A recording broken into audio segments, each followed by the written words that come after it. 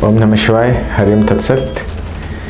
हमेशा बहुत सारे लोगों की ये मांग रहती थी कि आपने अद्वैत साधनाओं की दोबारा नींव रखी, और मेरा लक्ष्य भी है कि ये जो अद्वैत साधनाएं हैं जो कहीं ना कहीं एक लुप्त हो चुके हैं और लोगों के बीच नहीं हैं, ये दोबारा पूरे संसार में व्याप्त हो। क्योंकि अगर आपका परम आध्यात्मिक लक्ष्य है, अगर आपका उद्देश्य है कि आप इसी जीवन में मोक्ष को प्राप्त हों और उस परम ज्ञान को प्राप्त हों, तो आपको अद्वैत साधनाओं में आना ही पड़ेगा, जहां आप स्वयं उस परमेश्वर से एकाकार को अनुभव करते हुए अपने आत्मज्ञान की ओर आगे बढ़ेंगे। लेकिन बहुत सारे लोग साधक नहीं होते। बहुत सारे लोगों को ये मन में भय रहता है कि पता नहीं मैं साधना करूं तो कहीं फंस ना जाऊं, मैं साधना करूं तो बहुत सारे आपके बाउंडेशंस में ना बंध जाऊं, बहुत सारे रीति रिवाजों में ना बंध जाऊं, बहुत सारे बंधनों में ना बन जाऊं, फिर मैं खुल के जीवन न जी पाऊँ। देखिए, ये पूर्णतः सत्य नहीं है। लेकिन फिर भी जैसे आपकी डिमांड थी और वैसे भी मुझे हर एक भारत को विश्वगुरु बनाने के लिए हर एक सोपान पे कार्य करना ही करना है। यानी जो व्यक्ति सिर्फ मंत्र जप करना चाहता है उसको मैं वो राह दिखा सकूं, जो व्यक्ति सिर्फ भक्ति मार्ग से परमेश्वर को पाना चाहता है उसको मैं वो राह दिखा सकूं, और जो आध्यात्मिक और अद्वैत साधनाओं के माध्यम से परमेश्वर तक पहुंचना चाहता है उसको मैं वो मार्ग दिखा सकूं। तो ये चीज़ की मुझे बहुत खुशी है कि मैं डेली मंत्र जप के हमारे सेशंस चल रहे हैं जनमानस के कल्याण के लिए। मैं उस राह को आपको दिखाया ही है, और अब एक बहुत ही गूढ़ और सैक्रेड हमारी सनातन परंपरा जो हवन चिकित्सा है, जो हवन पद्धति है, इसको मैं आप सबके बीच लेकर के आ रहा हूँ बहुत जल्द।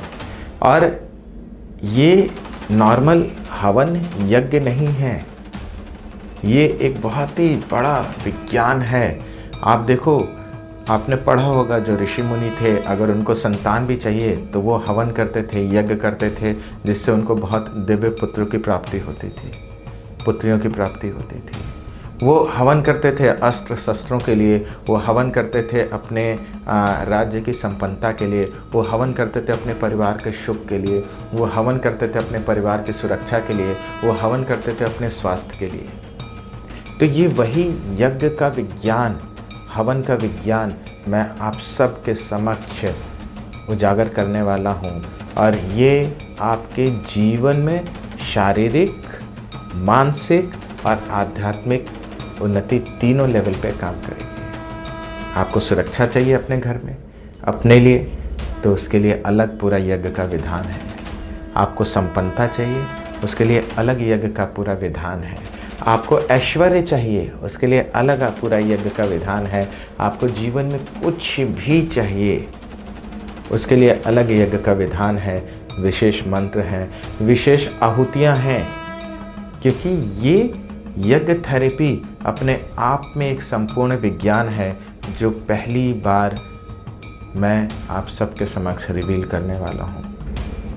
आज तक इस पे बहुत ज्ञान नहीं पहुंचा लोगों के बीच, क्योंकि गुलामी के समय ये प्रथा, ये संस्कृति, ये ज्ञान बहुत सारा दब गया, लुप्त हो गया, या कुछ हिमालय के योगी हैं जिनके बीच ये ज्ञान है। तो मुझे उनकी कृपा से, परमेश्वर की कृपा से ये ज्ञान मेरे भीतर ध्यान की अवस्था में और अलग अलग मैसेजेस के माध्यम से आया, और ये प्रेरणा भी आई कि आप सब की ये जो बहुत प्रबल इच्छा है कि हम कुछ ऐसा कर्म करते हुए, यानी कर्मकांड करते हुए अपने जीवन में अपनी पूजा भी संपन्न कर सकें, आध्यात्मिक रूप से भी उन्नति कर सकें, और सांसारिक रूप से भी अपने मनवांछित इच्छाओं को जल्दी से प्राप्त कर सकें। तो हवन चिकित्सा, यज्ञ पद्धति, यज्ञ थेरेपी, कुछ भी नाम आप दे लो, ये अपने आप में एक पूर्ण विज्ञान है। जो आप अनुभव करोगे कि हवन करते करते आपकी चेतना उठने लगी। और ये स्पेसिफिक अलग अलग, अभी मैंने बहुत सारे इसको बाइफरकेट करके, जैसे स्वास्थ्य की बात करें तो बोन से रिलेटेड जो बीमारियां हैं उसको कैसे हवन पद्धति से ठीक किया जा सकता है या उसमें लाभ लाया जा सकता है, सुधार लाया जा सकता है। जो स्किन से रिलेटेड प्रॉब्लम है उसमें कैसे सुधार लाया जा सकता है या ठीक किया जा सकता है। कैंसर, उसको कैसे ठीक किया जा सकता है या उसमें सुधार लाया जा सकता है हवन पद्धति के माध्यम से। आपका मानसिक बहुत सारी बीमारियां हैं, एंजाइटी है, डिप्रेशन है और बहुत सारे मनोविकार हैं, उनको कैसे हम हवन पद्धति से, हवन चिकित्सा से हेल्प कर सकते हैं, ठीक कर सकते हैं या सुधार ला सकते हैं। इसके अलावा जो भी बाहर की नकारात्मक शक्तियां हैं, नकारात्मक ऊर्जाएं हैं, उनको कैसे हम अपने आप को प्रोटेक्ट कर सकते हैं, या घर में अगर है या हमारे आसपास है तो उनको दूर किया जा सकता है। इसके अलावा आध्यात्मिक रूप से अपनी चेतना को कैसे हम ऊपर उठा सकते हैं। इसके अलावा अगर हम बात करें तो जीवन के सभी सोपानों पे, यानी धर्म, अर्थ, काम, मोक्ष, इनकी पूर्णता के लिए हम कैसे हवन चिकित्सा का या हवन पद्धति का या यज्ञ थेरेपी का हम उपयोग कर सकते हैं। तो ये स्पेशली अलग अलग सभी टॉपिक्स पे मैं आप सबको ये ज्ञान रिवील करने वाला हूँ। आपको अगर इसके बारे में और विस्तृत जानकारी चाहिए कि किस समय क्या शेड्यूल रहेगा, कैसे रहेगा, क्या क्या आवश्यकता पड़ेगी, तो आप हमारे ऑफिस के नंबर पर संपर्क कर सकते हैं। क्योंकि हर एक विधा, यानी इस यज्ञ थेरेपी में जितने भी मैंने आपको बताए अलग अलग मनोकामनाओं के लिए, चाहे वो स्वास्थ्य का हो, मानसिक स्वास्थ्य का हो, धन का हो, प्रोटेक्शन का हो, सबके लिए अगर हम बात करें तो न केवल मंत्र बदलेंगे, न केवल विधि विधान बदलेगा, बल्कि उसमें जो आहुतियाँ पड़ेंगी उसका भी स्वरूप और उसके भी चीज़ें बदल जाएंगी। क्योंकि हर एक ये जो ब्रह्मांड में जितनी भी वस्तुएं हैं, आहुति में जितनी भी चीज़ें डाली जाती है, उसका अपना एक अलग वाइब्रेशनल फ्रीक्वेंसी है। तो जो भी आपको मन वांछित फल की प्राप्ति चाहिए, उसके लिए ज़रूरी है कि आपके मनोभाव, उससे रिलेटेड उन मंत्रों की ऊर्जा, उससे रिलेटेड उन आहुतियों की ऊर्जा जो उसमें मिश्रण की जाएंगी स्पेशली, और उस अग्नि का जो मिलन होगा, यानी वो अग्नि, वो मंत्र, वो आहुतियाँ और आपके मनोभाव और परमेश्वर की कृपा, ये जब पांचों सोपान मिलेंगे तो जो ऊर्जा उत्पन्न होगी वो अपने आप में अद्वितीय होगी, जिसकी आप कल्पना भी नहीं कर सकते। और फिर मैं कहता हूँ कि ये अनुभव की चीज़ है। जब आप करोगे तो आपको अपने भीतर खुद ही एक बहुत बड़ा बदलाव फील होगा। तो आप की जिज्ञासा है कि मैं सब कुछ सीखूं, तो आपका स्वागत है।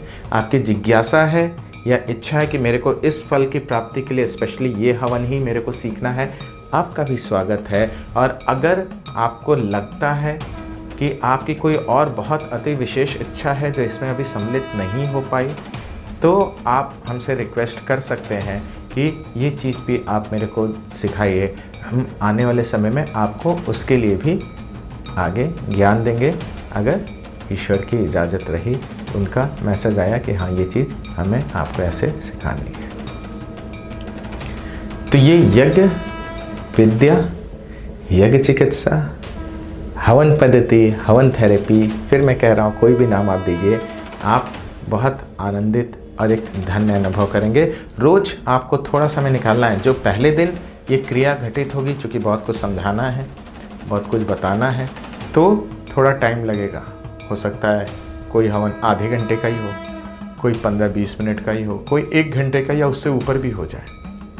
लेकिन डेली रोज़मर्रा के जीवन में जब आप इसे सम्मिलित करेंगे, क्योंकि एक अनुष्ठान के रूप में होगा, 21 दिन का, 40 दिन का, डिपेंड करता है आपकी कौन सी बीमारी है, कितनी पुरानी है, या जीवन की कौन सी इच्छा है, वो कार्मिक बॉन्डेजेस या ब्लॉकेजेस कितने सारे हैं, फिर उसको काटने के लिए किस किस तरीके से कौन कौन से हमें आगे चरण को आगे बढ़ाना है।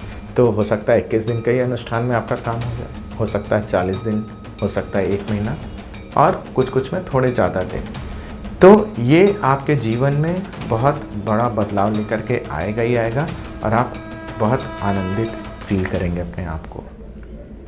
तो आप सब अगर इसके बारे में और जानना चाहते हैं पूरा शेड्यूल कि कब क्या क्या है, कैसे है, तो आप हमारे ऑफिस के नंबरों पे संपर्क कर सकते हैं।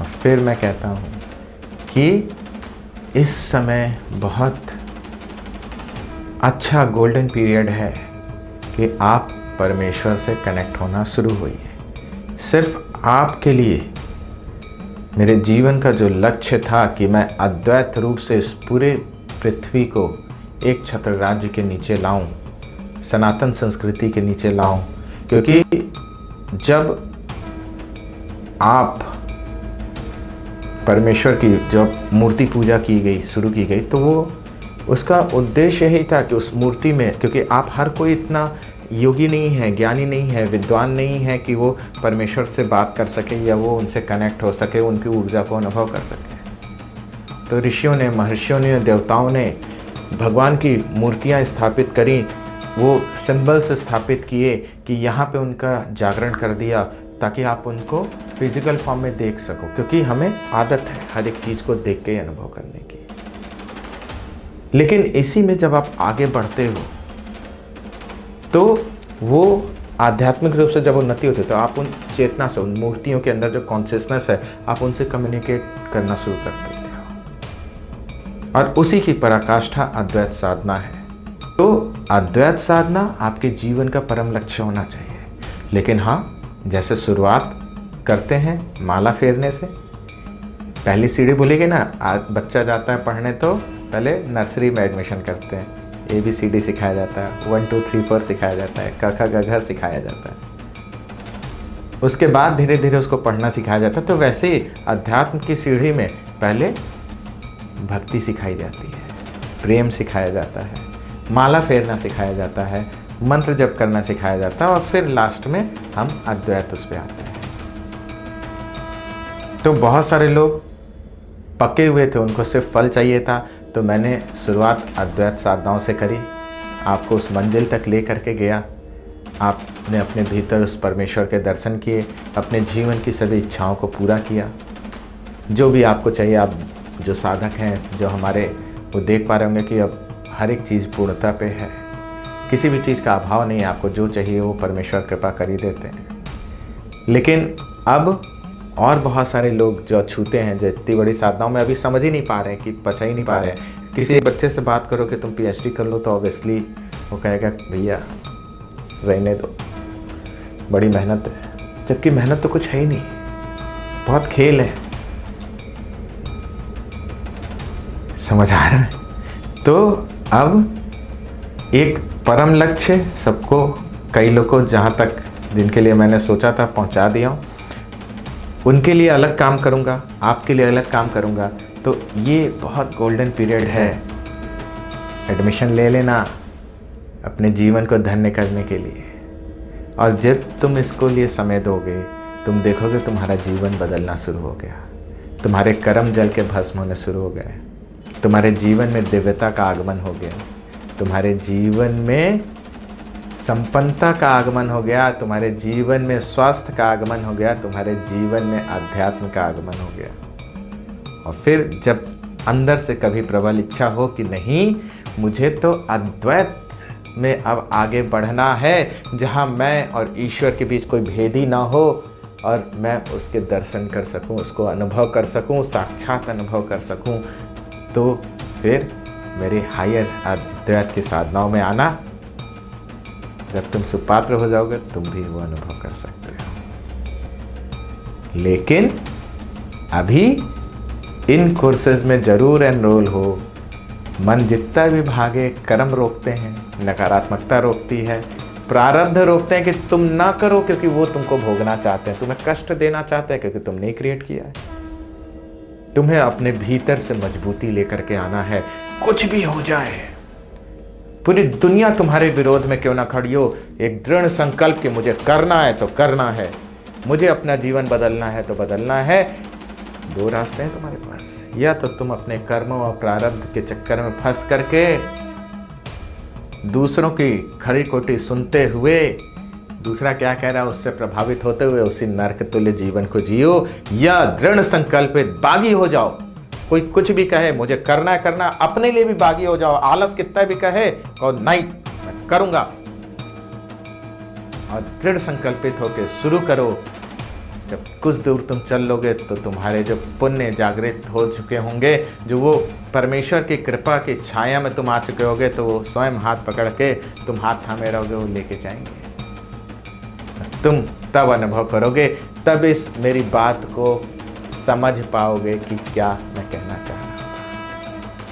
तो आप सभी का स्वागत है हमारे इन सभी दिव्य कार्यक्रमों में। जरूर एनरोल करिए, चाहे आप डेली वो मंत्र जप में, ये हवन में। अगर अद्वैत साधनाओं में अभी नहीं जाना चाह रहे तो ये डेली मंत्र जप और हवन को जरूर अडॉप्ट करिए। आप देखेंगे आपका जीवन कुछ दिनों में धन्य हो गया, परिपूर्ण होना शुरू हो गया, सफल होना शुरू हो गया। आप सबका कल्याण हो, बहुत खुश रहिए। ओम नमः शिवाय। हरिओम तत्सत।